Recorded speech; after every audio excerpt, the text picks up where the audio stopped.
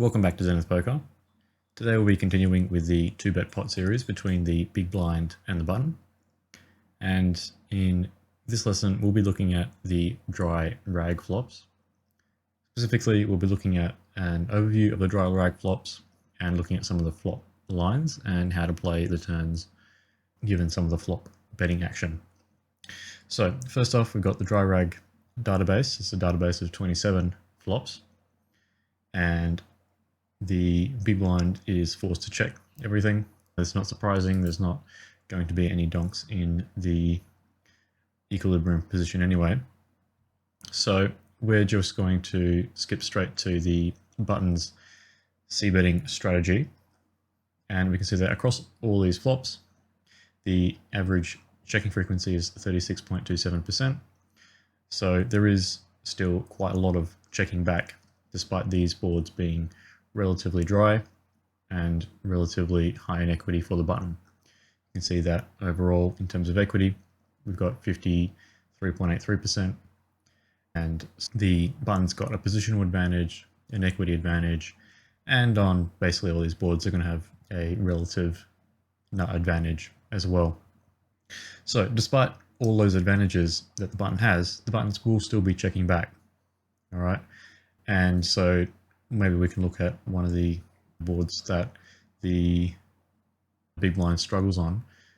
So this ace king 9, for example, here, this ace king 9 with the flush draw, the button has 58.15% equity and quite a high EV relative to the other board types, but despite that they're still checking back 51.6% of the time.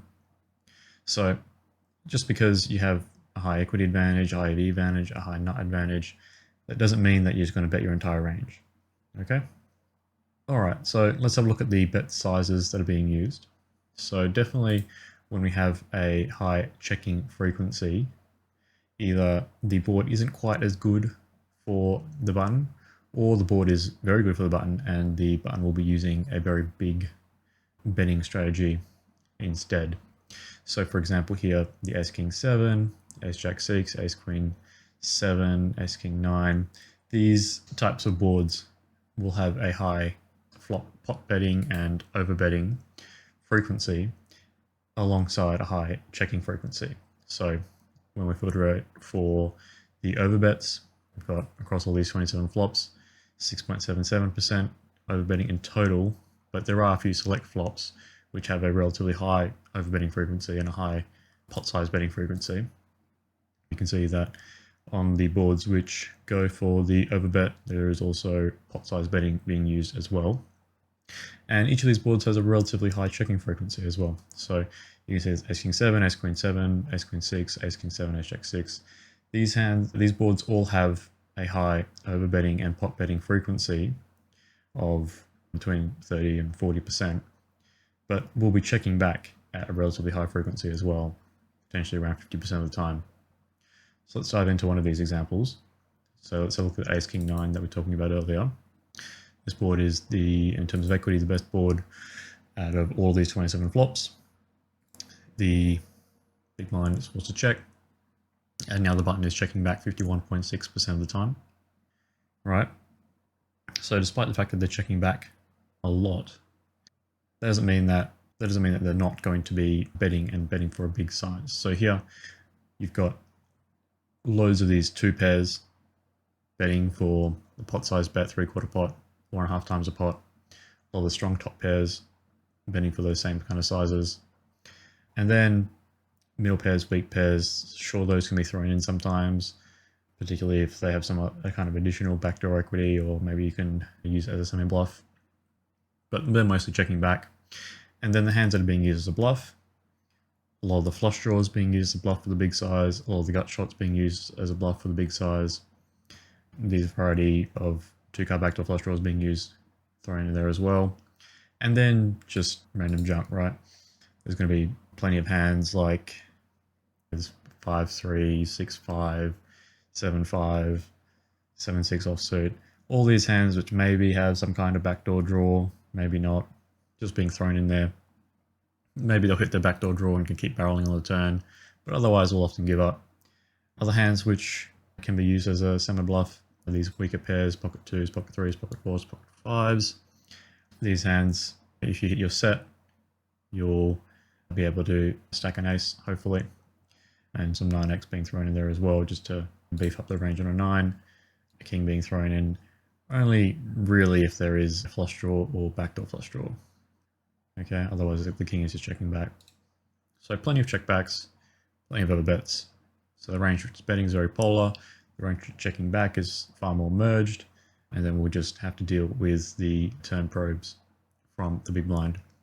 So for example, we look at the check back line, and we see these turn probes. Overall checking frequency is still pretty high, 74.85%, but there is a lot of pot size bets, pot size turn probes on a variety of different turn cards, double pot turn probes sometimes as well. All right, so nice big chunky turn probing sizes that the button will have to deal with after checking back the flop. That's probably not the line that we want to look at today. Let's have a look at some of these overbetting lines, just because I know you guys love looking at overbets. Go 1.5 times a pot, and then we see the call. The calling strategy, it's pretty straightforward. Folding a bunch of the weak pairs, folding a bunch of unmade hands, really only continuing with some strong flush draws, some strong gut shots, some decent backdoor flush draws, and then it's just pairs, right? When you're facing an overbet on the flop, usually you want to be continuing mostly with made hands, although the made hands that you do choose to continue with, you want to be relatively selective with it, right?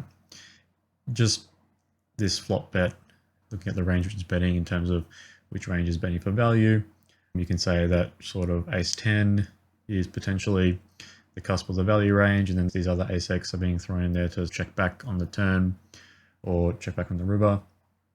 But this ace-10 betting for value, and you can see the hands which always call include this ace-10, and then ace-8, ace-7, ace-6, all with backdoor flush draws, right? In terms of the king-x that's calling, basically a king with a backdoor flush draw or a flush draw. Those are the hands which are calling. Without the flush draw, backdoor flush draw, you just let it go. 9x, we're really only continuing with the very strongest 9x. 9x just isn't. A lot of them will just end up blocking some of the shots which the button are going to be using here between the king and the 9, or otherwise just have pretty poor ability to outdraw anything in the button's value betting range.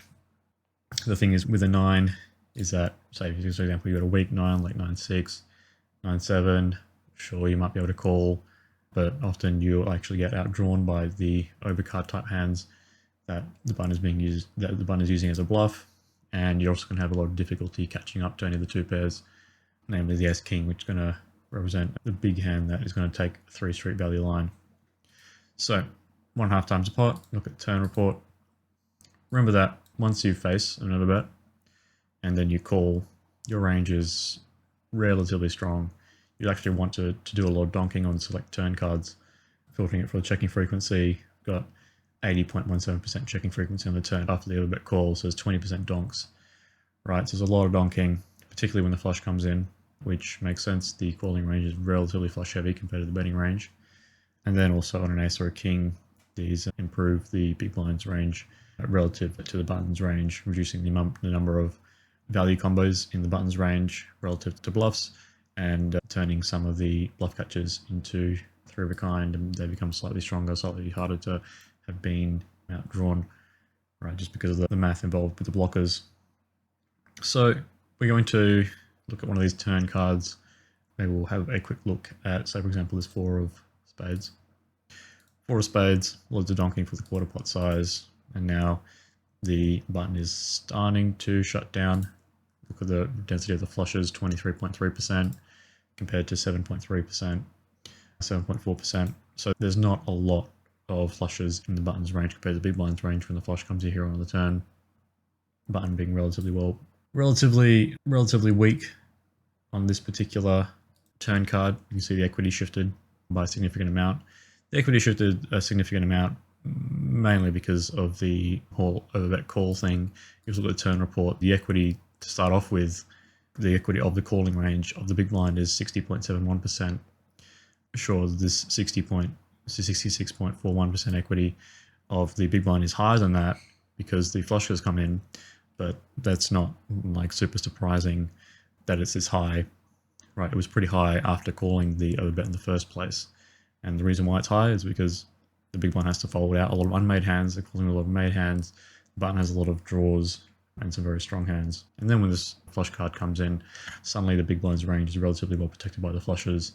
And so the big blind actually has to start to donk in order to weaken the checking range. Checking range here has to be sufficiently weak that the button will want to bet into it to no equity, right? 14.9% flushes in the checking range compared to, say, for example, this betting range, which has 24.5%, right? So way more flushes in the betting range compared to the checking range, 60.5% in the checking range. Lots of flushes bet, top pair, and two pairs will bet sometimes, but there's still going to be a lot of checking back. Facing the quarter pot donk, a lot of the two pairs, top pairs are calling now, some of the weakest top pairs letting it go. Basically, all the bluffs from the previous street are letting it go, with the exception of some of the slightly stronger draws, such as these gut draws with the second nut, third nut flush draw. But yeah, so weak pairs with the backdoor flush draw. So now backdoor flush draw. Backdoor flush draw come front door. I'm going to be calling this bet. It's going to be a little bit of raising. The betting range itself isn't particularly polar for the small size. So it's going to be a little bit of raising, and the flushes are going to 3-bet for value. And the flushes are going to get in against each other. And some of the sets are going to jam to no equity against the flush draw, which are going to be a fair amount of King X with the King of Spades type hands in there. All right, bet call brick here on the turn, river, 2.5 times pot jam with a flush. Fairly straightforward, I think. I don't think there's anything to say about that. Hands that are weaker, say for example this two pair, going to be betting for the small size quarter pot, gets jammed on by a flush, and then it's indifferent. Top pair is checking, right? A lot of the top pair is checking back, and then the flushes, sets in stronger two pairs, go for the pot size bet, get jammed on, and two pairs indifferent. Flushes snap it off, with the exception of the 5-3-6-5. Sets are close to indifferent as well. Overbet call, flush card comes on the turn, the flushes dominate the strategy for both players, and so there's going to be a lot of donking. However, if we look at an offsuit card, 4 of hearts instead, check. Button's going to keep betting the same hands that value bet the flop, mostly going to continue to value bet the turn, right? The hands that we're talking about that were clearly value are now just going to keep blasting off, right? So two pair, strong top pairs, sets, just keep blasting. Pot it into them. If you get raised, if you get jammed on, you just snap off all your two pairs essentially, and then some of your top pairs are going to be indifferent. Brick river, and then jam the river as well. Right, top pair is checking back. Okay, two pair keeps betting. That's one of the things to know when to go for these big bet flop, big bet turn, check back river kind of lines with, say, a top pair. Right here, the ace queen, the ace jack goes bet bet check. It's ace 10, some ace jack, some ace queen, checking back, seeing what the big blind does. If you face a double pot bet, you're going to be indifferent with ace 10, right? You're not going to really be loving just your single top pair. Let's say, for example, you face a small bet, you can go for a raise. If you face a check, you can just go for some nice clean value with a half pot bet, 3/4 pot bet. There isn't a 3/4 pot size in this sim, but if you re-sim the river, I'm sure some other sizes would be used besides just the half pot. And then when you get jammed on, you're indifferent, right? So a lot of these top pair type hands really are going to be targeting slightly different river pot sizes. And of course, it depends on the run out as well. The weaker top pairs really want to wait for a clean run out before putting more money in. The stronger top pairs are happy enough to essentially bet now. And then if the run out is really nice for that top pair, so for example, makes two pair with ace queen, right? Ace queen just rips it in. The board pairs, for example, top pair is now they all chop, right? So some of the top pairs are being used as like a semi-bluff, right? Trying to bluff the opponent off the chop with a top pair. So this ace queen is doing that. And then relative brick, top pairs happy enough to check back. Got the value on got the pot size bet with the value on the previous street. check back. Now the pot's grown to a size that's happy for that particular hand, and then 2-pair keeps betting, right? If you try to bet, say, a different size, you're just going to get jammed on by the 2-pair. And then, yeah, you're just not loving the spot, right? So see all these hands that are essentially always snapping off the all-in. If you bet a size that's smaller than that, in reality, those hands should just jam for value, because it doesn't make sense to basically not jam 2-pair. So what else could it be besides top pair? Let's have a look at another board just to hammer that in with some overbets. Maybe not one that's quite so good for the button, but still pretty nice nevertheless. So look at the ace jack 6 now. Slightly different, slightly drier. What is there to say about this board? Ace jack, there isn't as much of a 2-pair differential between the two ranges, because the big blind calls a lot of the ace jack offsuit. Looking here, there's a lot of ace jack offsuit that calls. None of the ace jack suited, but it is different compared to an ace king board or an ace queen board, or on the ace queen boards. Basically, the big blind doesn't have any ace queen at all. Here on ace jack, the big blind has some ace jack, so it's not quite as bad, but is still pretty nasty to not have all of your ace jack in there when the board comes ace jack like this. A lot of the 2 pairs of ace jack just hammer the flop. Top pairs, ace king and ace queen, hammer the flop for pot size bet, or a 1.5 times pot bet here. If there was twice pot bet, maybe that would be used, but we're limited with sizes here. Let's have a look at the pot size bet line. Pot size bet on the flop, call, look at the turn report. Once again, you're facing a big bet on the flop, you're going to be donking the turn a lot. 1.5, look at the turn report, 84%, right? So lots of donking on the turn. That slight difference in the relative strength of the ranges between the pot size bet and the 1.5 times pot bet and the turn donks is quite dramatic. Let's just have a look at a brick turn. So pot on the flop, call, relative brick. Now we can look at actually what happens when the 6 comes, right? Because here, after a pot size bet, a lot of the 6s should fold, all right, with the exception of some of the stronger backdoor flush draw 6x. So if we get, say for example, 6 of diamonds, there's no 6x left, right? All that 6x has suddenly disappeared, all right? There's just no combos. But if we get, say for example, 6 of hearts, there is slightly more, which can be used to defend, but it's not a huge amount. And the button's going to have plenty of 6x in the betting range, right? They're going to be betting some of the 6x in order to use it as a semi-bluff and equalize the amount of trips on the turn when that happens. Pot again here on the turn. Same kinds of hands, doing it for value, except some of the weaker top pairs that went for the pot size bet on the flop are checking back on the turn. If you look at the check line, you face a bet, a lot of the top pairs will just call, get the showdown, face a check, and those top pairs will bet. All right. Pot size bet here on the turn. Which hands are betting? Ace 10 sometimes, but mostly ace queen and ace king. Essentially, ace queen and ace king are there because the big blind doesn't have it in the pre-flop range. When you have ace king and ace queen, it's essentially the same relative strength as like a weak 2-pair, right? Except the blockers are a bit different. But in general, you want to play it a little bit closer to 2-pair than a weak top pair. Pot size bet here.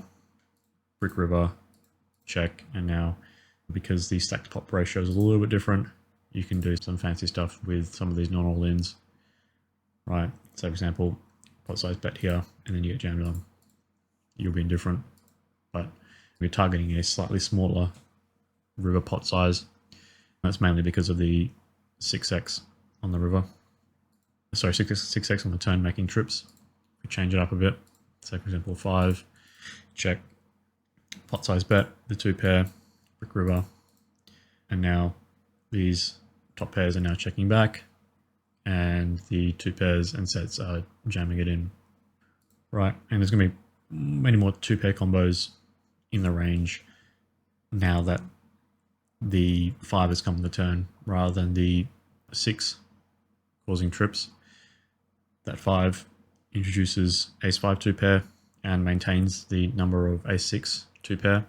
The relative amount of 2-pair is different when the 5 comes compared to the 6 pairing the board. and that causes the slight difference between the river betting strategy here.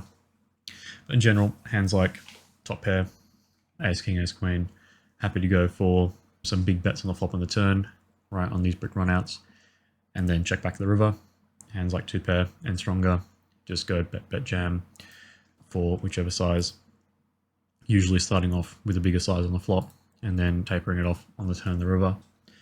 You can get a little bit creative with your sizes.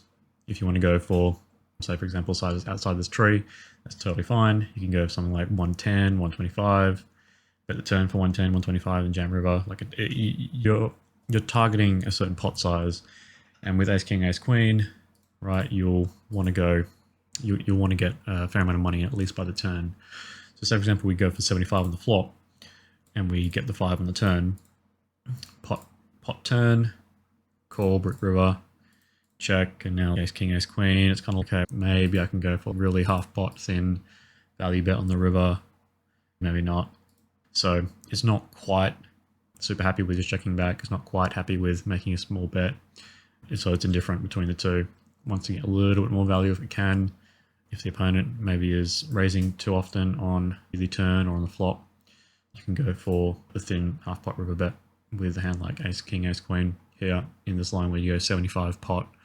But once again, these two pair hands, these sets in the same kind of line, they're targeting a pot size that's more than the stack, right? Final pot size that's more than all in.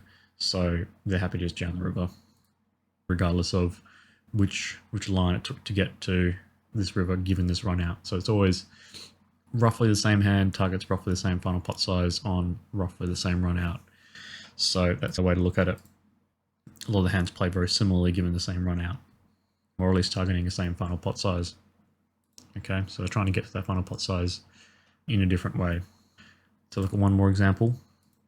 So look at an example where we underbet the flop and overbet the turn, right? Everyone loves the good old king 7-2. Now, a lot of people might just like range bet this, but I believe it's nice to know to have a checking range and then expect the opponent to be hammering the turn a lot of the time, right? So here you've got almost 7% or 6.5%, say, turn overbets for 4x pot, 2x pot, a lot of pot size turn bets in the checking line. So if your opponent doesn't know that, you can probably check back a little bit weaker and bet the pot a little bit more polar. But say for example you go quarter pot on the flop, you fade the raise, see the turn report. Betting so small means there's not going to be a lot of donks. If you bet very big, then it's going to be more donks. But which turn cards are donking anyway? It's most of the 7, most of the 2. So for example, we get 10, offsuit 10, check, bet size, 2x pot is the main bet size here on the relative brick. And I think it's going to be there throughout. Like once you check, right, the overall bet sizes, half pot being taken a good chunk of the time, pot size being taken a good chunk of the time, and 2x pot being taken a good chunk of the time, right? The 2x pot is mainly being taken on the overcards to the 7, right? Because when the overcard to the 7 comes, you've got some new second pair which now beat the 7, pot size bet on the king, and then cards closer to the 7, and then the half pot bet, cards under the 7 being used a good chunk of the time. So let's have a look at the 6 of clubs, check, pot size bet, half pot bet being used, right? Maybe if you wanted to use a single bet size, you can use 3/4, but some of these hands prefer slightly bigger, some of these hands prefer slightly smaller. Take for example pocket aces, prefers to pot it now, but pocket 8s, whatever, prefers to just go half pot and then check back the river, right? So why is this on a 6 going slightly smaller?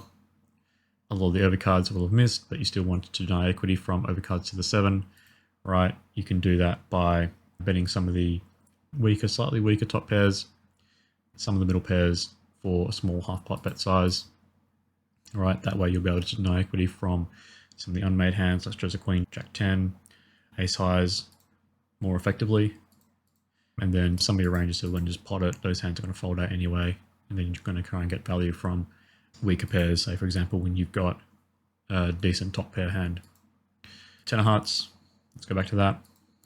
Now those overcards to the 7 have already made their hand, so it's not as important to try to deny equity from overcards anymore because they're already there. So don't worry about denying equity from overcards. Making the half pot bet doesn't make any sense because what's going to fold? Just a bunch of ace highs, right? Which hands actually wanted to bet half pot? The 7 doesn't anymore, right? Because the 7 just loses to the 10 when you bet. So these weak pairs are just going to check back, right? Middle pairs, like maybe, but they don't really have a huge amount of incentive to deny equity anyway because there's not as many overcards to those to the 10, right? So the only thing you're trying to deny equity from is an ace. But you're going to be checking back a fair amount of ace-x anyway. When you check back and the river is an ace, it sucks when you've got a 10, but you can probably still get the showdown against a weaker hand and still win because your range has still got plenty of ace-x. And then you'll be able to use that ace-x to defend against bets, right? And then so your jack 10, whatever, when the ace comes in the river and you face a bet, unlucky, you're close to indifferent, right? But when it doesn't come an ace, it comes basically any other card, you can probably value bet the river. So for example, the 2, check, now there's a 10, just potting it, sorry, half pot with the 10, with the jack 10 there. When the 2 comes and 3 comes, check, yeah, once again, half pot, right? So that's that. On the other hand, when you've got the king, you really want to get a good chunk of value now, right? You've got more pair targets to get value from. You can deny value from, you can deny equity from all the ace, right? By going for this overbet. You go for the overbet, all the ace highs essentially fold out, right? With the exception of the ace jack gut shot. So you don't have to worry about an ace anymore on the river. And yeah, you're just loving life, right? There's no flush draws to worry about completing. There's the only open-ended straight draw, but when you're facing a 2x pot bet, right, calling an open-ender out of position with queen high is not going to be a great spot for you. Loads of stuff just folds out. You see a brick in the river, and if you've got decent top pair, just rip it in. Right, quarter pot, double pot, double pot.